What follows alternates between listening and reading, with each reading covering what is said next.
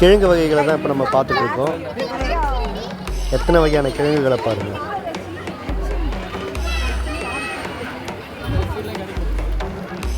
இப்போது பூசணியில் எத்தனை வகை இருக்குன்றது தான் பார்க்குறோம்.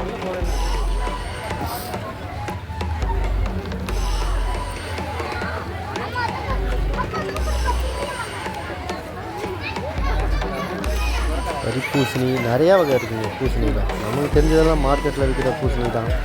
டிஸ்ட்ரிக்ட் சுற்றுற பூசணி ஒன்று, அப்புறம் வந்து சமையலுக்கு யூஸ் பண்ணுறது. ஆனால் இத்தனை வகையான பூசணி இருக்குது எனக்கு இப்போ தான் தெரியுது.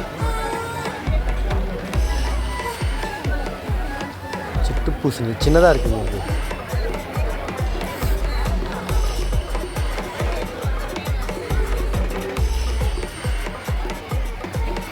இது எல்லாமே பூசணிக்காய், சுரைக்காய் எல்லாமே பூசணிக்காய் வகையை தான் சேரும் போல். எல்லாமே பக்கத்தில் வச்சுருக்காங்க. இது போல் அழகான பதிவை பார்க்குறதுக்கு நம்மளுடைய டிடி மிஸ்டர் எஸ்கே சேனலை சப்ஸ்கிரைப் பண்ணிக்கோங்க. மீண்டும் ஒரு அழகான பதிவை சந்திப்போம். நன்றி, வணக்கம்.